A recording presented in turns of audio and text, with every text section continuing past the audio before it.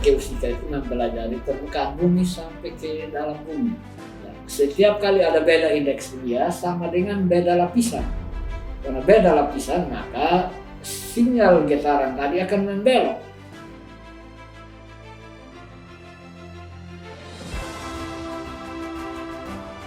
Welcome back to Gesit Podcast. Get a seat and have a talk with me, Ocin. Well, hari ini saya sangat bersemangat karena kita akan membahas hal yang sangat menarik mengenai bumi kita tercinta ini. Dan di sini saya sudah mengundang seseorang yang bersedia untuk berbagi ilmunya bersama kita dan yang pastinya akan sangat menyenangkan untuk berbincang bersama beliau. So, langsung saja please welcome Bapak Jehunias Leonidas Tanesi. Halo Pak, apa kabar? Baik. Selamat semangat ya Pak. Boleh buka ini. Oh boleh Pak. Kita ikut protokol kesehatan jadi. Ya Pak. Iya, pakai masker. Terima kasih banyak Bapak sudah menyempatkan diri untuk hadir bersama kami di Gesit Podcast. Sebelum kita masuk ke perbincangan kita, alangkah baiknya kalau Bapak bisa memperkenalkan diri dulu. Bapak Jehunias ini siapa dan sekarang bekerja di mana? Oke, terima kasih Dek. Ya, nama tadi sudah disebut Osin ya, tidak perlu saya ulang lagi. Ya, saat ini sebagai salah satu staf pengajar di program studi fisika Fakultas Sains Teknik Universitas Nusa Cendana Kupang. Ya, lebih spesifik lagi bidang kajian geofisika. Oh, jadi hari ini kita kedatangan dosen dari jurusan Fisika FST Undana bidang kepeminatan geofisika ya Pak? Iya. Oke, sebelum kita membahas lebih lanjut tentang geofisika, saya ingin bertanya, kira-kira Bapak sudah mengajar di jurusan fisika dari tahun berapa sih Pak? Kira-kira 2005. Ya, berarti kurang lebih 15 atau masuk 16 tahun ya. Nah, cukup lama juga ya Pak? Ya, sekarang 2021 berarti 15 tahun lebih. Iya. Ya. Dengan sistem belajar sekarang ini yang segala sesuatunya dilakukan secara jarak jauh atau daring, apakah ada kesulitan yang Bapak hadapi dalam mengajar? Nah, ini kan tentu saja jadi kendala kita semua. Siapa juga yang mau ada pandemi, ya dimaklumi, dan kita semua jadi hal yang baru dengan kuliah online begini. Ya, zaman dulu kan Kemendiknas kan tidak memperbolehkan kuliah online kecuali UT, Universitas Terbuka. Ya, tetapi gara-gara pandemi menyerang seluruh dunia, ya kita jadi semacam korban. Maka ya surprise buat kita serba baru semua untuk kuliah online ini dengan berbagai cara. Waktu baru mulai tahun lalu kan kita mencoba mencari-cari bentuk, cari-cari cara untuk bisa kuliah, tetap kuliah. Akhirnya kan online itu. Ya, dengan berjalannya waktu malah sudah 1,5 tahun lebih ya. Nah, 1,5 tahun lebih dan tidak gampang ya. Tidak gampang, dosen juga mengalami kesulitan, mahasiswa apalagi. Ya, banyak faktor, banyak kendala ya dengan online ini. Kadang dosennya mungkin tidak masalah dengan pakai data, mahasiswanya yang bermasalah. Ya, kasihan ya. Ya, dosen juga cari cara untuk semacam memberikan tugas, bagaimana caranya ya, serba berubah. Kalau dulu kan kasih tugas kan bisa langsung, sekarang cari cara supaya tugas atau ujian begitu apakah nanti hasilnya benar-benar sesuai yang diharapkan atau enggak. Kan kalau ujian kan di rumah, ujian sendiri lagi, siapa yang tahu bikin apa. Harus banyak akal ya Pak untuk menghadapi itu. Ya, maka bikin soalnya pun tidak gampang ya untuk ujian itu. Ya, mau bagaimana. Tetapi kita makin terbiasa dan bahkan Kemendiknas sudah mengakui sistem kuliah online. Mungkin ke depannya tidak harus kuliah offline. Ya, bisa jadi dikembangkan supaya lebih canggih. Jadi ada juga kelas online-nya. Ya, walaupun sudah pada saat tidak ada pandemi, siapa tahu sudah bisa ada kelas online. Ya, malah kelas di luar domisili bisa jadi. Jadi bisa untuk memunculkan inovasi baru gitu ya Pak? Benar, soalnya ya kita kan sains agak bermasalah. Nah, kuliah online di masalah di praktikum ya. Yes. Ya, praktikum jadi bermasalah. Agak ribet. Ya, apalagi kita geofisika ini kan harus ke lapangan. Ya. Kebetulan kemarin saya akal-akali anak-anak ke lapangan itu sendiri. Ya, jadi praktikumnya lebih sederhana. Ya, dia ke lapangan mengukur sendiri yang bidang geofisika. Dengan alat yang sederhana, yang paling penting kan dia bisa memahami teorinya. Kemudian di lapangan seperti apa ya, oke lah, apa adanya. Oke. Nah, bicara soal kuliah, Bapak kan dulu S1 dan S2-nya itu kalau tidak salah di UGM ya, Pak? Iya, benar. Apakah itu Bapak apply beasiswa atau bagaimana sih, Pak? Tidak, biaya sendiri. Oh, Jadi kita tes biaya sendiri, biasa. Zaman saya ke UGM itu tahun 90. Waktu itu masih jarang orang NTT yang ke sana, kita hanya ya berapa. Pas saya pergi kami bertiga, 3 orang satu NTT ya. 3 orang saya. Iya, ya. Yang tahun 90. Dan waktu di sana masih sedikit orang NTT bisa masuk di UGM. Tapi ya itu kan dulu ya. Dan ternyata ya bisa menikmati kampus yang bagus ya. Dan tidak usah khawatir, kita di Undana juga tidak kalah dengan UGM. Ya, sama, semua sama. Sekarang tinggal mahasiswanya. Yang dipelajari juga sama. Ya, di UGM atau di Undana atau dimanapun yang dipelajari sama. Ya, tinggal bagaimana dosennya atau mahasiswanya bisa menyerap ya menyerap memahami dan macam-macam. Tidak ada masalah. Ya. Nah, sekarang kita masuk nih Pak di geofisika, tentang geofisika. Mungkin Bapak bisa menjelaskan secara garis besar geofisika itu seperti apa sih Pak? Iya. Kalau geofisika ya intinya sangat simpel, ada geonya, ada fisikanya. Ya, kita basicnya kita bidang fisika, ya. Tetapi fisika itu sangat luas, ya. Jadi salah satunya adalah geo. Geo itu bumi. Jadi kita mempelajari, kita ingin tahu bagaimana bumi itu sebenarnya. Tetapi metode utama yang dipakai adalah fisika, ya. Jadi teori-teori fisika kita terapkan, kita aplikasikan ke bumi. Nah, tapi kadang ada orang yang bingung, ada meteorologi, ada geofisika, ada astronomi, ya beda sebenarnya beda. Ya. Tapi banyak orang awam mungkin tidak terlalu paham. Ya. Nah, khusus misalnya geofisika itu mempelajari permukaan bumi sampai ke dalam bumi, ya sampai ke pusat bumi. Jadi permukaan bumi ke arah dalam. Ya. Nah, meteorologi kebalikannya, permukaan bumi ke atas, ya ke atas, tapi tidak jauh-jauh, hanya ke atas di sekitar atmosfer. Ya, itu meteorologi.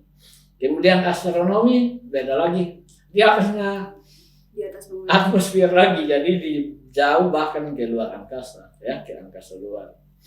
Seperti kita ketahui juga kita lagi mengembangkan bidang astronomi di fisika, ya dengan adanya observatorium yang dibangun di NTT, jadi Anfoang. Semoga astronomi juga tahun depan atau tahun berikutnya bisa dibuka. Ya, tapi itu geofisika intinya begitu, mempelajari bumi ke bawah. Ya, metodenya banyak sekali. Bumi ke bawah. Ya. Oke. Nah, hal-hal apa saja sih Pak? Kan kalau soal bumi itu kan pasti kompleks ya Pak, luas. Benar. Hal-hal apa saja yang dipelajari di geofisika sebenarnya? Ya, inti dari geofisika itu ada 2 ya, ada elektromagnetik, ada non elektromagnetik, ya dibagi 2 bidang yang besar. Kemudian di 2 bidang yang besar itu dibagi lagi banyak sekali, ya. Ada misalnya elektromagnetik itu di dalamnya ada geolistrik, ya, SP sel potensial, IP, ya magnetotelurik, VLF dan lain sebagainya. Pokoknya yang berhubungan dengan injeksi arus, ya, arus listrik. Diinjeksikan ke dalam bumi, ya dengan berbagai cara, dengan cara tahanan jenis, konduktivitasnya yang diukur dan sebagainya. Kemudian kita melakukan analisis, kemudian kita menginterpretasi apa sebenarnya yang menyusun bumi, ya permukaan bumi ke bawah. Nah, kemudian yang non EM itu seperti gravitasi, magnetik sama, ya tapi basic fisikanya adalah teori gravitasi ya, Newton. Kemudian magnetik adalah Newton juga, tetapi muatan listrik ya. Kemudian itu kita mengukur medan magnet di permukaan bumi, medan gravitasi di permukaan bumi, kemudian kita bisa menghitung, menganalisis dan mengetahui apa yang ada di bawah permukaan bumi. Bukan hanya lapisan saja, tapi jenis batuannya ya, termasuk gejala geologinya juga ya, geodinamika, tektonik, kegempaan dan sebagainya ya, bisa dipelajari dengan banyak metode geofisika tadi ya. Kemudian ada yang teoritis juga ada yang aplikasinya juga ada. Yang teoritis seperti seismik ya, kegempaan.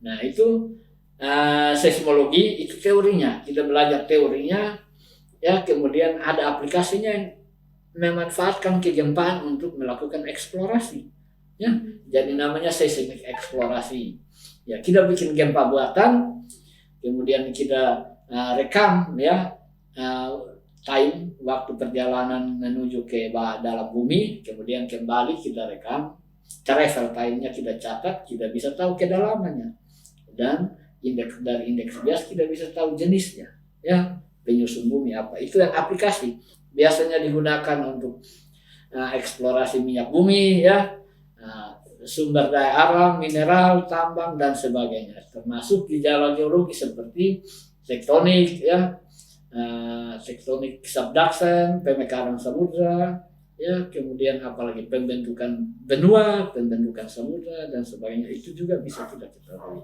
ya. Itu pakaian grafiti, magnetik dan lain sebagainya.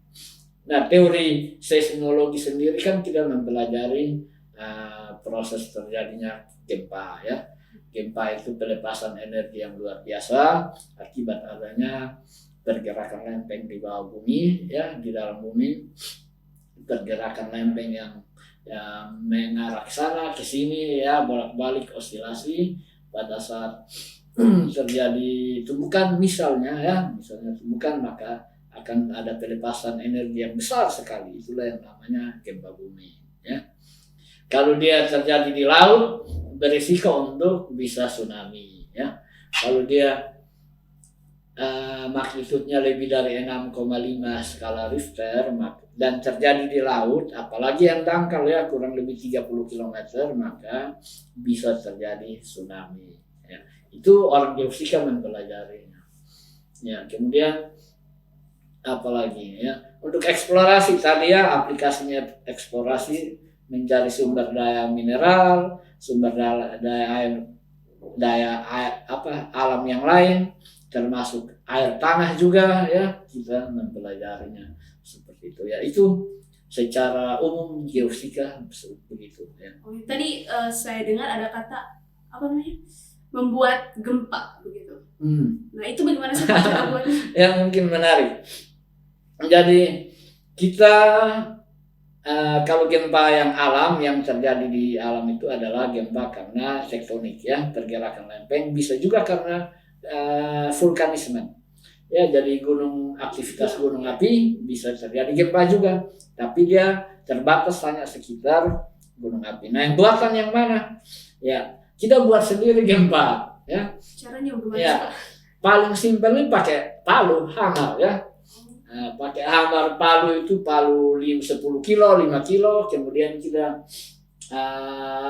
menggeserkan tanah dengan palu, memukul tanah begitu ya. Mungkin pakai alas apa ya, tapi seismografnya harus sudah siap untuk merekam gesaran ya. Kita harus sudah siapkan seismograf, ukur, pasang kabel ya ke kiri kanan ya, ditanam geopon, namanya geopon ya. Geopon ditanam kiri kanan, kemudian di bagian tengahnya kita membuat gempa buatan ya, dengan palu misalnya di darat. Ada yang lebih kuat lagi pakai fibro ya, yang alat getar itu ya, biasa orang teknik sipil atau apa ya, di PU itu dia pakai itu, dia membuat getaran ya, membuat getaran ya. Yang lebih canggih lagi, untuk supaya dapat lebih dalam, getaran harus lebih kuat, pakai dinamit ya, bahan peledak ya. Itu biasanya di eksplorasi minyak dia pakai bahan peledak. Maksudnya apa? getaran yang ditimbulkan lebih tinggi, maka getaran yang menjalar itu makin dalam. Ya, jadi bagian bumi yang bisa diinterpelasi makin dalam. Ya, kalau pakai palu tadi mungkin 100-200 meter. Ya, penjalaran gelombang tadi mungkin masuk sampai 100-200. Tergantung kekuatan juga. Ya, ya. Ya, kalau fiber agak lebih kuat lagi. Ya. Kalau di laut juga bisa, namanya air gun kalau tidak salah, air gun. Ya, jadi udara ditembakkan ke laut, kemudian menimbulkan getarannya menembus sampai bawah dasar laut, tembus lagi di bawah. Pakai udara. Ya, ditembakkan. Ya, itu saya pernah lakukan di mana itu? Waktu tugas akhir sih sudah lama ya, di Sumatera waktu itu. Kita ada kapal riset yang segala macam metode ada di situ dan kita ikut belajar di situ. Ya, disitulah saya pernah lihat air gun di situ. Ya, karena saya bekerja tidak di dunia perminyakan, maka tidak pernah ikut lagi.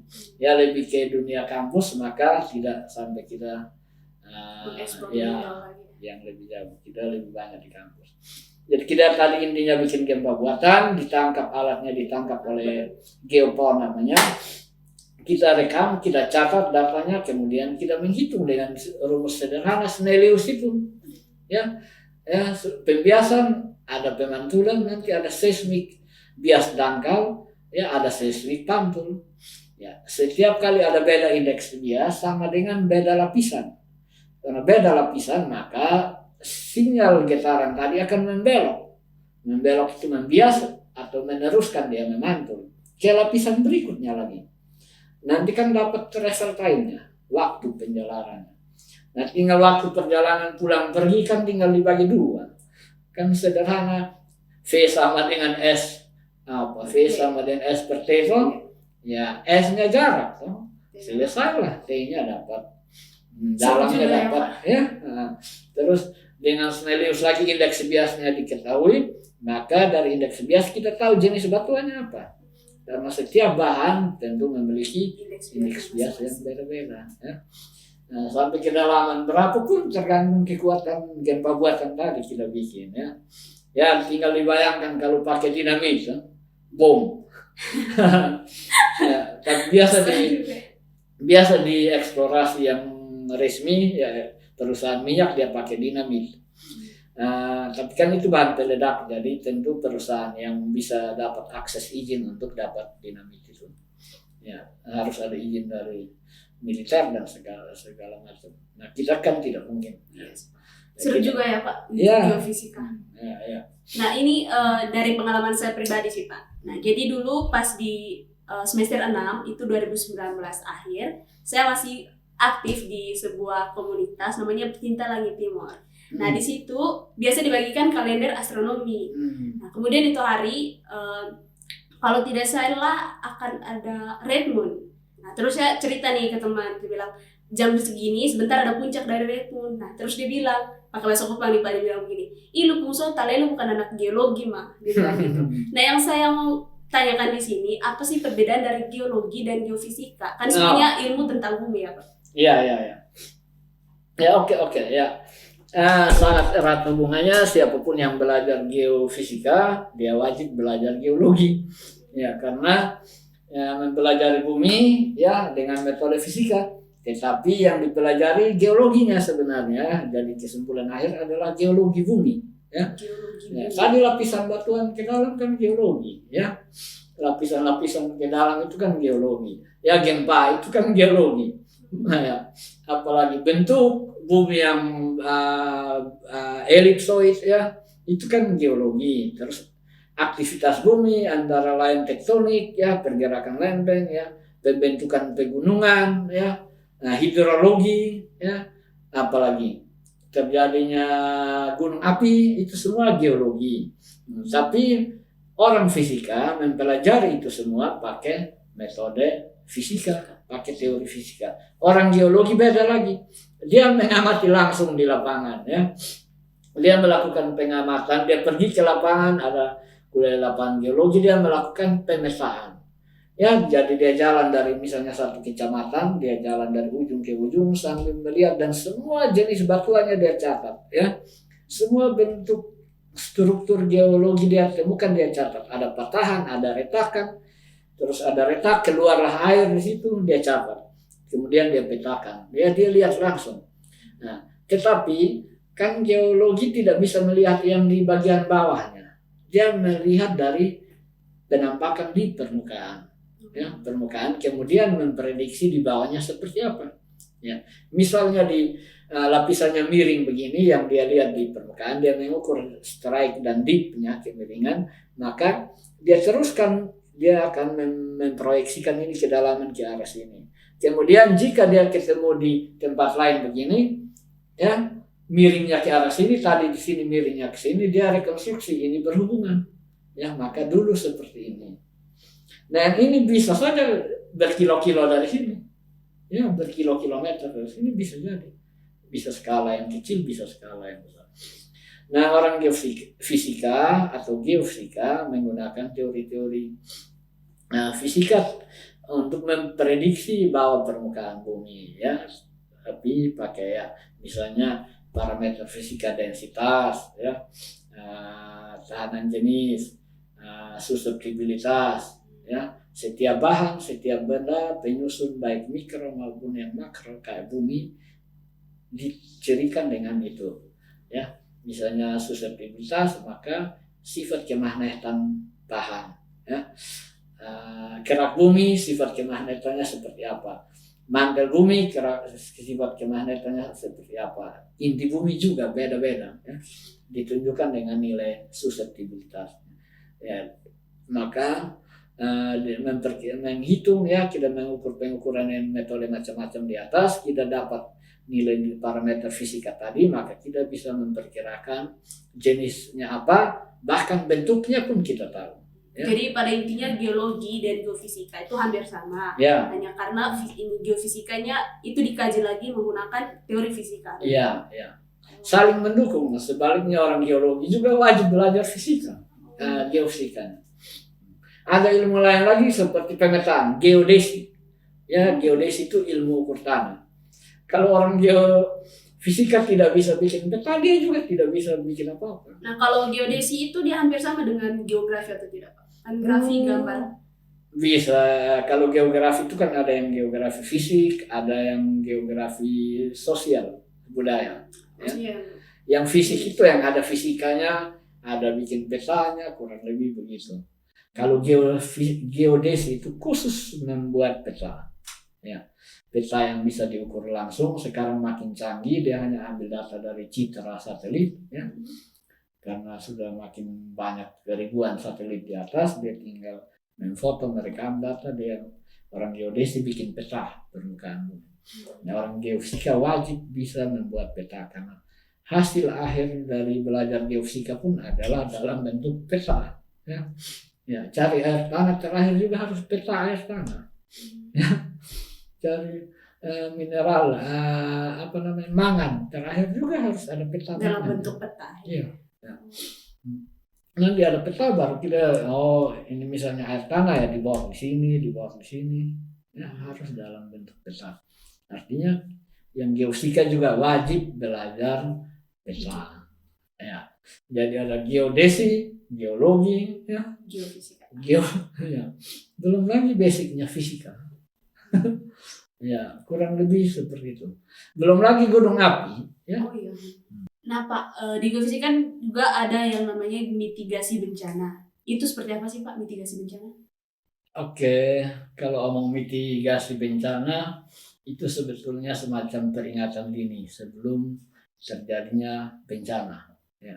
Jadi ini bencana ini macam-macam. Ada bencana alam, ada bencana sosial. Ya, bencana sosial itu kayak kerusuhan, ya, tawuran atau apa. Nah, kita yang orang geofisika atau orang fisika tentu kita fokus ke bencana alam. Dan bencana alam itu ada banyak macam. Ya, misalnya gempa, ya. Tapi kalau gempa dia terjadi di jauh dari kita pemukiman penduduk kan tidak jadi bencana juga. Ya, misalnya di kutub atau di laut sana kan memang lingkungannya mungkin rusak, alam atau apa, tapi manusianya mungkin tidak ada korban. Itu gempa, ada banjir, ada longsor, ada angin, ada kebakaran hutan, ada apalagi erosi, ya kurang lebih kalau tidak salah itu ada sekitar 12 itu. Itu kalau kita di Indonesia itu tugasnya BNPB, Badan Nasional Penanggulangan Bencana, ya. Itu negara memberikan wewenang kepada mereka untuk tugasnya itu. Nah, kita perguruan tinggi tugasnya apa? Ya, kita bisa melakukan penyelidikan tentang daerah-daerah yang bisa punya potensi bencana, ya. Misalnya daerah mana bisa berpotensi banjir, bisa erosi, ya kita petakan. Kita memetakan saja itu sudah bagian dari mitigasi bencana, ya. Jadi daerah-daerah yang rawan yang mana itu berikan kita petakan, itu sudah menjadi peringatan, nanti dikelola oleh BNPB, ya, atau SAR, Basarnas atau BNPB, kemudian mengelola, kemudian memberikan pendidikan kepada masyarakat. Ya, misalnya daerah ini dilarang bangun pemukiman, ya pemerintah juga membangun kotanya dalam bentuk tata kota menyesuaikan dengan peta bencana tadi. Ya, itu bagian dari mitigasi, jadi aman, ya. Misalnya kita lihat sepanjang kota Kupang itu ada pelang warna orange itu, ada tulisan jalur evakuasi, ya. Itu untuk tsunami, gempa tsunami.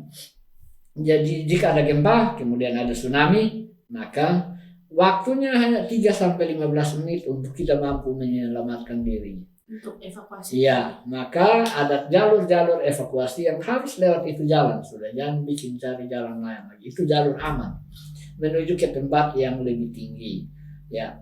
Nah, pasang pelang itu juga memberikan pemahaman kepada masyarakat, dia mengerti ini pelang ini apa sebenarnya, ya. Jadi jika ada tsunami dia menyelamatkan diri lewat sini, ya. Nah, itulah tugas BNP, tugas kita di kampus itu penelitian non-stop soal bencana, memetakan, ya, kegempaan termasuk gunung api, ya. Nah, kita NTT gunung apinya banyak, kurang lebih ada 18, itu juga berisiko terjadi bencana, ya. Misalnya gunung-gunung di Flores itu kurang sampai sepanjang Flores itu dia masuk dalam jalur Ring of Fire, ya. Penyebab ada penunjaman Australia ke Asia, maka terjadilah pembentukan pegunungan di bagian utara dari batas antar lempeng, ya. Nah, gunung api tumbuh sepanjang itu dari Sumatera, Jawa sampai Nusa Tenggara, maka di Flores itu muncullah gunung api. Ya, gunung api itu tumbuh di mana-mana, dia seperti makhluk hidup, dia bertumbuh, ya. Dia bertumbuh. Pada suatu waktu bagian kap penutupnya tidak mampu lagi untuk menahan pertumbuhannya, dia meletus, ya. Itulah terjadi peristiwa letusan. Letusan pertamanya nanti berbeda dengan letusan berikutnya. Jika sudah ada kawah, nanti letusannya beda lagi. Nah, bagaimana mitigasi masyarakat di sekitar masyarakat itu harus diberikan pendidikan, pemahaman tentang dia hidup dengan alam yang berisiko bencana. Dia harus paham betul bagaimana menyelamatkan diri, bagaimana hidup di daerah. Kan daerah gunung api itu kan daerah yang sangat subur, ya, karena banyak mineral, ya, yang menyuburkan tanah hasil dari erupsi. Maka daerah itu sangat subur, ya. Maka tentu saja banyak penduduk di situ. Tapi risikonya juga ada tadi bencana, ya, bisa bencana gunung api, letusan gunung api. Ya, di laut ada atau di pantai tsunami, ya, kita juga beresiko, ya, dengan tsunami, ya. Misalnya ada gempa besar di patahan Flores, ya, itu besar sekali, maka beresiko juga untuk kita tsunami. Begitulah tugas kita dari kampus, riset, ya, memetakan daerah rawan berdasarkan ilmu fisika kita atau geofisikanya begitu. Itu mitigasi bencana. Ya, kurang lebih seperti itu. Nah, baru-baru kan 2 bulan lalu, ya, bulan 3 kan terjadi seroja nih, badai seroja. Mungkin ini sudah basi ya Pak untuk ditanyakan, tapi saya mau tahu kira-kira badai seroja dari pandangan geofisika itu seperti apa sih Pak? Mengapa bisa terjadi? Dan kemudian itu ada yang namanya siklon tropis. Siklon tropis itu apa sih Pak?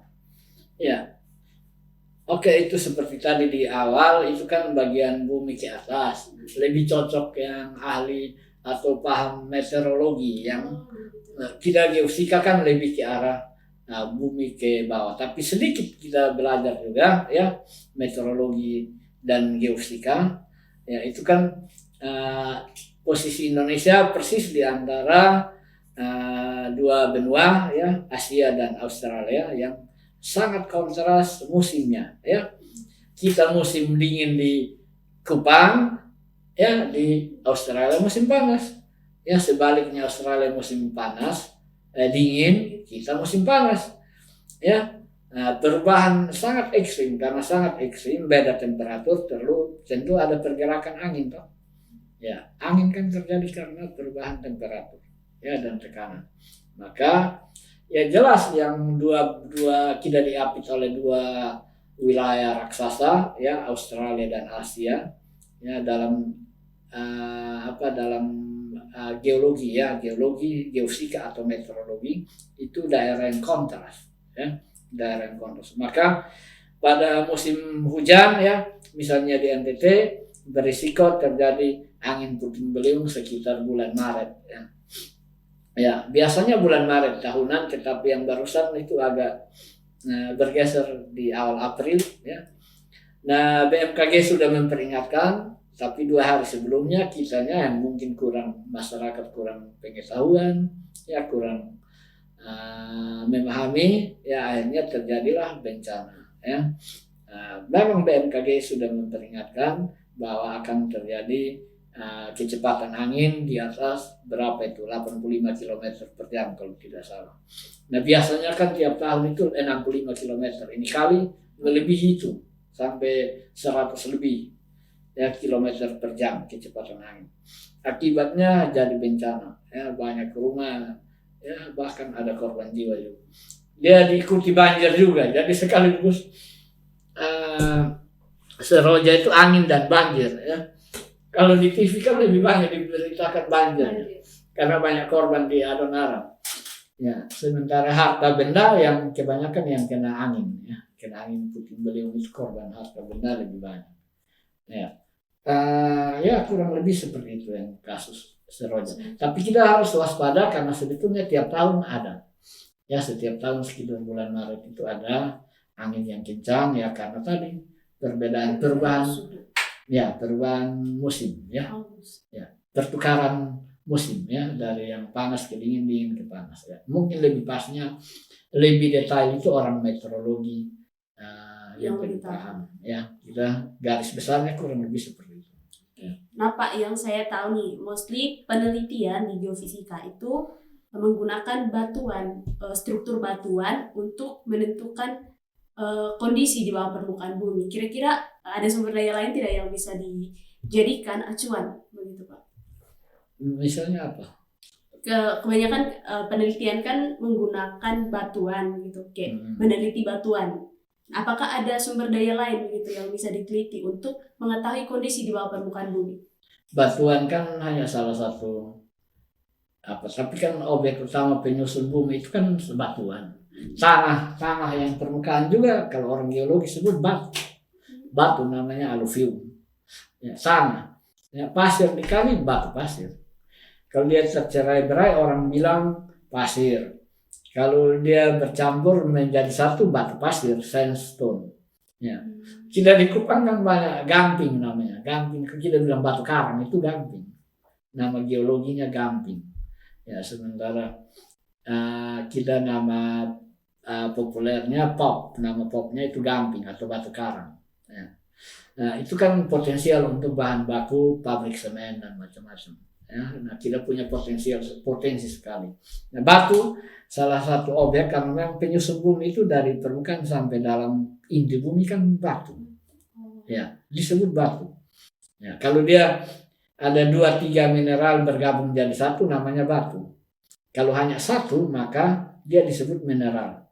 Misalnya emas. Emas itu kan mineral murni yang ditemukan di alam tersendiri bisa ya. AU nama kimianya ya. Besi Fe ya. Nah, Fe tapi dia ditemukan di alam dalam bentuk Fe langsung sedikit. Mangan ya yang punya potensi di Nusa Tenggara Timur, nama kimianya kan Mn. Ya. Tapi kan tidak ketemu langsung mangan murni, Mn murni. Dia bersenyawa dengan oksigen menjadi mangan oksida. Atau bisa juga satu batu ada silikanya, namanya mangan silika. Ya. Kalau ada yang menambang mangan ada silika, dia harga lebih mahal daripada mangan oksida. Karena nanti dipisahkan, mangan dijual, silika juga dijual. Ya, kalau mangan oksida kan hanya mangannya yang dijual. Itu betul. Nah, lapisan bumi kan intinya menyusun bumi. Kita melakukan penelitian berapapun yang mengetahui penyusun bumi, jenisnya, kemudian bentuknya, kemudian strukturnya. Ya, strukturnya dalam hal ini struktur geologi. Bentuknya seperti apa.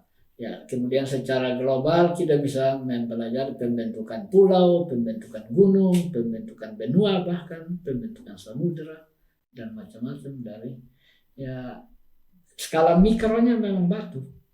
Ya, tapi dalam skala makro dia sudah jadi gunung kan tidak batu lagi, gunung batu apa ya? Itu dia punya ya. Tools utama ya Pak. Ya.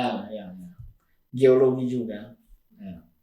Oke, jadi kalau dari Pak sendiri, Bapak pernah melakukan riset kan pastinya. Kemudian apakah ada riset yang Bapak rasa perlu untuk diketahui oleh masyarakat gitu, yang pernah Bapak lakukan? Iya. Riset itu macam-macam. Ada yang riset sains murni yang memang hanya penting untuk orang sains ya, kayak teori-teori. Ada juga riset aplikatif ya.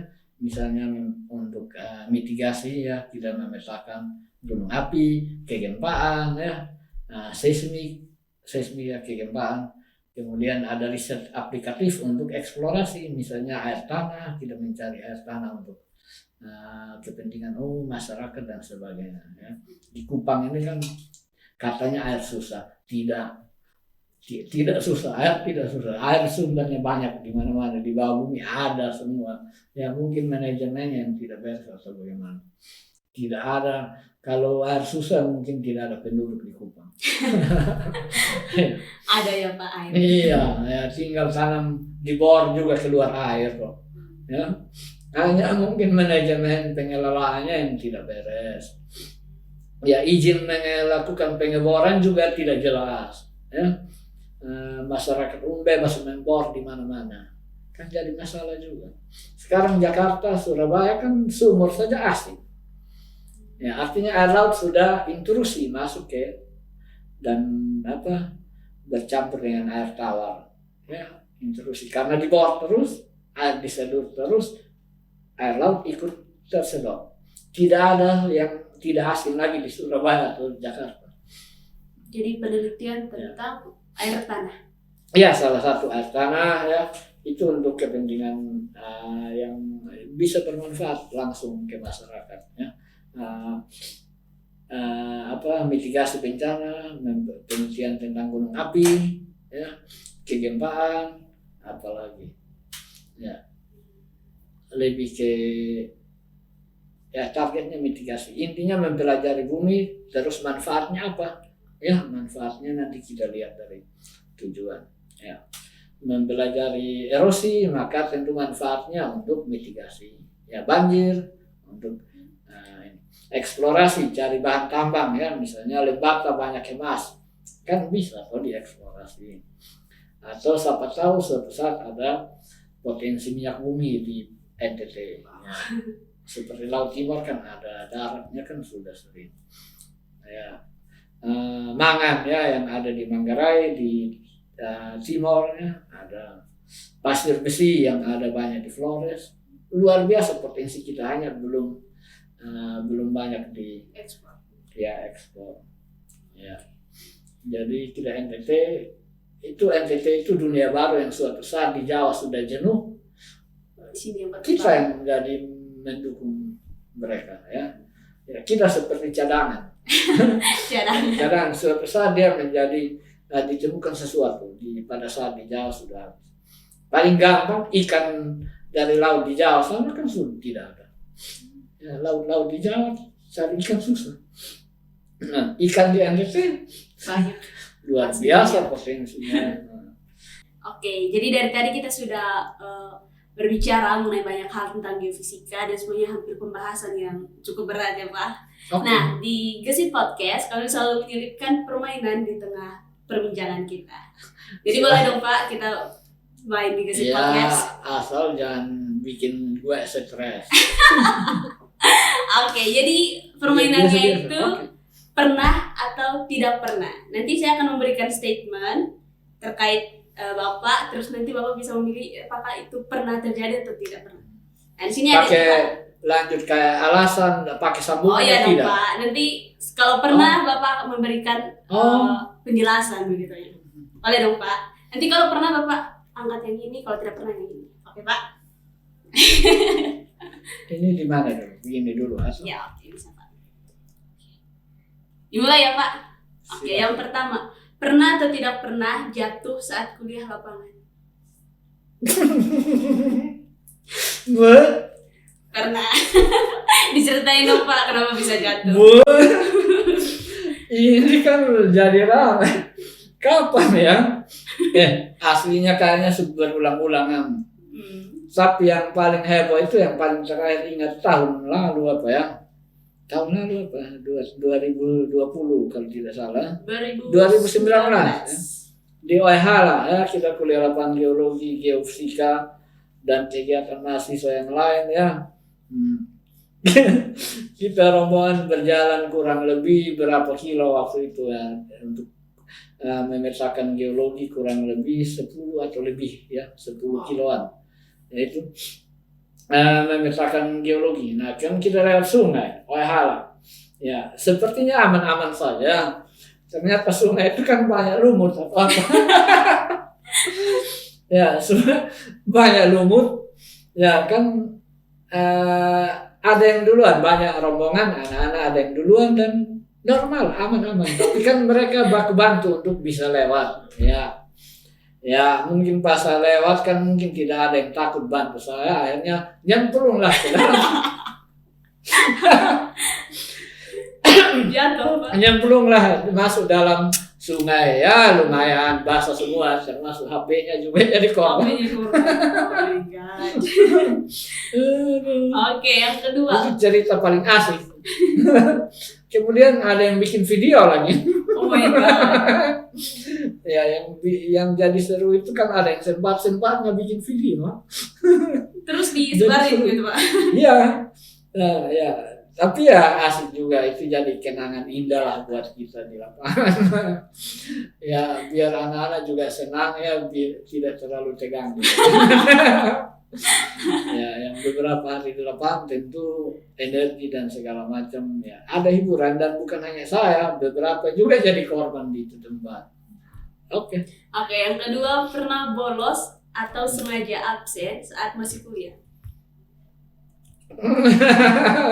masuk kuliah sering sekali ya. Nah kita kuliah waktu itu sebetulnya tidak kuliah di UGM dulu, absennya tidak seketat di Undana. Absen tetap ada, tapi nilai di sana tidak di zaman saya nilai tidak dipengaruhi oleh absen. Memang ada 1-2 dosen yang absen dia memperhitungkan juga, tetapi kebanyakan tidak memperhitungkan kehadiran absen. Maka tentu saja namanya juga masih muda, masih semangat. Kalau ada yang lebih asik kan pergi saja daripada pergi kuliah duduk dan stres ya di depan para profesor kita. Ya seperti itulah, jadi bolos biasa ya, biasa sekali. Oke, yang ketiga, pernah atau tidak pernah ngeles saat mendapatkan pertanyaan sulit dari mahasiswa? Angkat papannya dong Pak. Tidak pernah. Oke. Ya karena apapun yang ditanyakan tentu dosen itu sudah siap untuk menjawab ya sesulit apapun. Kalaupun belum bisa menjawab, dia akan menjanjikan jawabannya di waktu lain. Ya itu trik untuk jadi dosen juga. Trik ya Pak. Ya. Yang keempat, pernah atau tidak pernah hasil penelitian beda dengan hipotesa awal?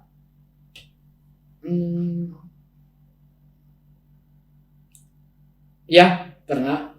Ya, bahkan kalau penelitian dosen pernah, tapi penelitian mahasiswa lebih banyak lagi. Ya, jadi awalnya kan kita di geofisika jarang menggunakan hipotesis. Ya, kita hanya maksud tujuan penelitian, kemudian metode dan segala macam, jarang yang menggunakan kesimpulan awal atau hipotesis. Ya, biasanya kesimpulan awal atau hipotesis ada juga tapi tidak ditulis.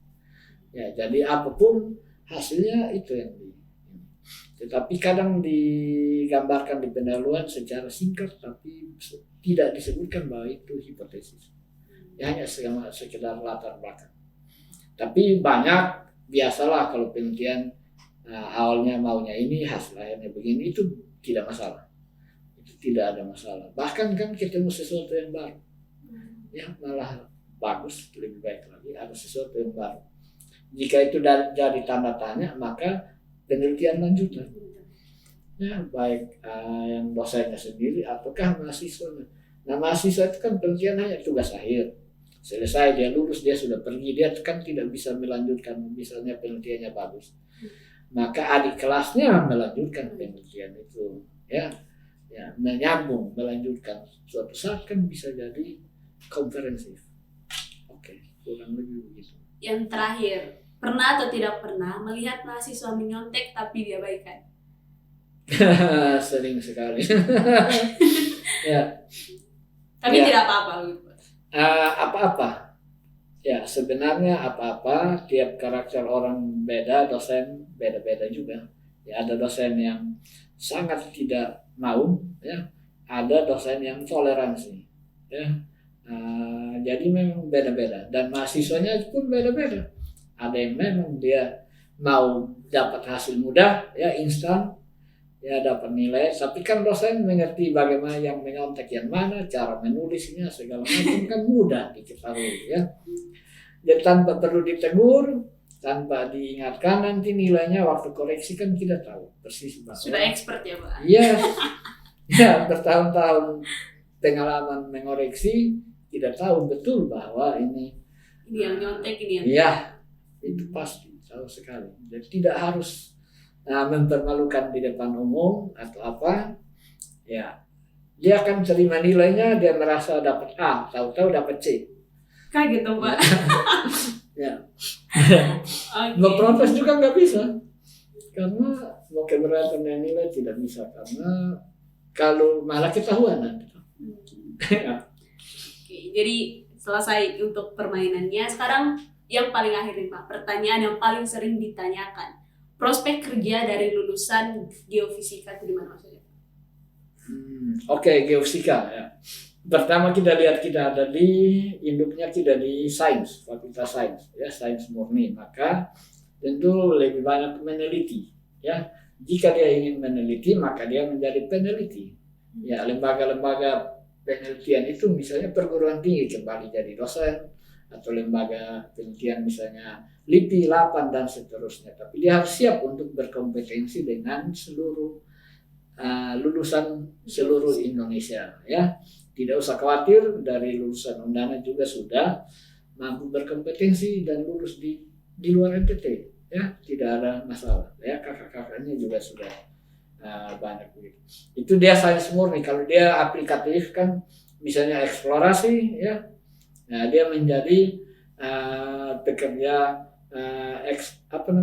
surveyor, ya, peneliti sumber daya alam, ya, peneliti sumber daya alam, ya, misalnya perusahaan-perusahaan tambang, ya, di NTT misalnya ada tambang mangan, atau di paling kurang itu air bersih, air aja paling susah di NTT katanya, ya. Pekerjaan yang ahli yang dicari-cari kan geofisika atau geologi, dan itu tidak seberapa, tidak banyak orang, tapi Pemda banyak sekali pekerjaan di situ. Kemudian kayak bencana geologi macam-macam, dia bisa bekerja di pemerintahan, di Bapeda misalnya, ya. Kemudian di perusahaan swasta seperti perusahaan tambang dan lain sebagainya, ya. Intinya pertama dia adalah sains, ya, ya. Guru juga boleh, tetapi kan ada FKIP-nya, ya, ada FKIP-nya. Jadi kita lebih ke sains atau peneliti. Artinya guru juga boleh-boleh saja, tetapi dia coba dulu untuk yang menjadi sains atau peneliti, kembali ke kampus. Ya kan banyak kampus di mana-mana dia bisa menjadi dosen. Kalau dia tes di Pemda, ya, di lembaga di Pemda atau lembaga riset dan lain sebagainya, tidak masalah. Dan ya tidak ada yang menganggur kok, ya, lulusan geofisika. Ya, paling dia hanya menunggu masa tunggu, ya. Ada masa tunggunya berapa lama, kemudian dia akan mendapat pekerjaan. Dan intinya sekarang kan zaman sudah bukan kayak dulu lagi pekerjaan mencari orang, ya. Sekarang orang harus mencari pekerjaan. Nah, kurikulum Dignas sekarang dengan Menteri baru dia mencoba untuk memperbaiki itu, ya, supaya wawasan kita yang berubah, ya. Dunia kerja tidak harus bekerja pada bidangnya, tapi output atau alumni itu dia punya wawasan yang menjadi sarjana, sebaiknya dialah yang menciptakan lapangan kerja, ya, bukan mencari kerja. Ya, kita sementara mencoba untuk memperbaiki kurikulum itu, ya, dengan program Mendiknas yang sekarang ada kampus belajar, kampus mengajar, kampus merdeka, ya, lebih pasnya kampus merdeka. Itu program yang bagus juga kalau diterapkan benaran, ya, diterapkan betul-betul, ya. Cuman ya namanya kita kadang baru mau mencoba hal yang bagus, tetapi masa jabatan presiden sudah selesai, menterinya juga selesai, menteri baru datang pakai dia punya yang baru lagi, ya, itu jadi masalah buat. Tapi intinya adalah output itu menghasilkan dan dia berjuang untuk menciptakan lapangan kerja sendiri. Ya. Jadi sudah tidak terasa kita sudah sampai di akhir perbincangan kita. Sekali lagi terima kasih banyak untuk waktu dari Bapak sudah hadir di sini. Terima kasih, Pak. Sama-sama, sukses untuk fisika, sukses untuk geofisika, maupun instrumentasi, ada apalagi material juga, ya. Alumninya tidak usah khawatir, semuanya dapat kerja. Sukses untuk fisika, ya, Pak. Sukses, selalu sukses. Tidak usah khawatir. Ya. Nah, jadi untuk para sobat gesit yang tertarik untuk belajar tentang bumi dan segala hal tentang bumi, boleh sekali untuk masuk di jurusan fisika Fakultas Sains dan Teknik Universitas Nusa Cendana, bidang keminatan geofisika. Jika kalian suka dengan video ini, jangan lupa di like, share ke teman-teman kalian, dan juga jangan lupa di subscribe, ya. Bye-bye.